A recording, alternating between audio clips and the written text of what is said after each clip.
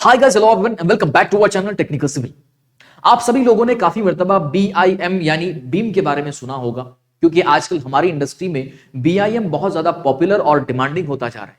इसलिए आज इस टेक्निकल सिविल शॉर्ट में हम बीआईएम को सिंपल और साधारण शब्दों में समझने की कोशिश करेंगे।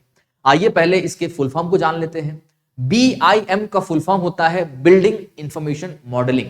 अब इस बिल्डिंग इंफॉर्मेशन मॉडलिंग को आसान भाषा में अगर समझने की कोशिश की जाए तो ये एक प्रोसेस होती है, एक प्रक्रिया होती है, जिसके तहत हम ये पता लगा सकते हैं कि भविष्य में बनाया जाने वाला, भविष्य में कंस्ट्रक्ट किया जाने वाला जो हमारा प्रोजेक्ट या स्ट्रक्चर होगा वो कंप्लीट होने के बाद कैसे दिखाई देगा, उसकी सारी डिटेल्स और इन डेप्थ इंफॉर्मेशन अगर हमें चाहिए, देखनी है, उसको विजुअलाइज करना है, पता करना है, तो हम बिल्डिंग इंफॉर्मेशन मॉडलिंग के तहत एक वर्चुअल मॉडल को बनाकर उसको इजीली, उसके रियलिस्टिक वर्जन को, रियलिस्टिक व्यू को विजुअलाइज कर सकते हैं, देख सकते हैं।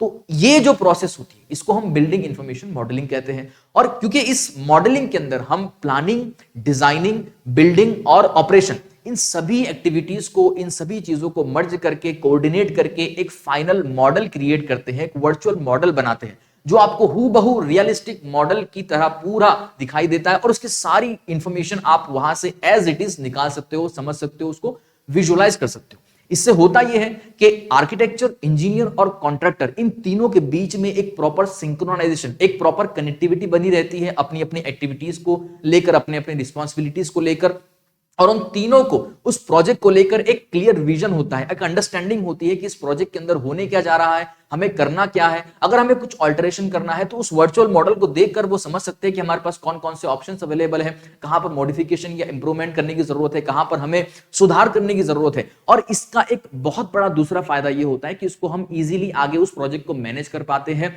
उसके अंदर एरर फ्री प्रोजेक्ट होता है, एरर फ्री मॉडल पूरा चलता है, क्योंकि हम पहले से सारी चीजें इसके अंदर वेल डिजाइंड और वेल प्लान्ड होती है, तो एरर के चांसेस बिल्कुल नहीं के बराबर होती आती है। तो इसके अंदर हम कहीं ना कहीं कॉस्ट को भी बचा लेते हैं, इकोनॉमिकल भी बन जाता है, प्रॉपर अंडरस्टैंडेबल होता है और बहुत सारी चीजें, बहुत सारे बेनिफिट्स हमको यहां से मिलते हैं। तो इसीलिए हम आजकल बिल्डिंग इंफॉर्मेशन मॉडलिंग का ज्यादा यूज कर रहे हैं, खासकर बड़े बड़े प्रोजेक्ट्स के अंदर। ठीक है, अब इस बिल्डिंग इंफॉर्मेशन मॉडलिंग को बनाना है, इस मॉडल को क्रिएट करना, तो इसके लिए आपको सॉफ्टवेयर की जरूरत पड़ेगी और इसी के लिए एक बहुत ज्यादा पॉपुलर और सबसे ज्यादा यूज किए जाने वाला सॉफ्टवेयर होता है, वो है रेविट, जो कि ऑटोडेस्क का एक प्रोडक्ट है। इस रेविट के जरिए आप इजीली, बहुत आसानी से अपनी अंडरस्टैंडिंग के हिसाब से यहां पर वर्चुअल मॉडल बना सकते हो। बिल्डिंग इंफॉर्मेशन मॉडलिंग बेसिकली आप कर सकते हो। ठीक है, तो ये होता है बिल्डिंग इंफॉर्मेशन मॉडलिंग। इसका मकसद और मतलब आपको मैंने दोनों भी आसान भाषा में समझा दिया, उम्मीद है आपको समझ में आ गया होगा। इसी तरह के और भी अगर आपको वीडियो देखने हैं, समझने हैं, तो हमारे इस यूट्यूब चैनल को सब्सक्राइब कर लीजिएगा, बेल आइकन को प्रेस करके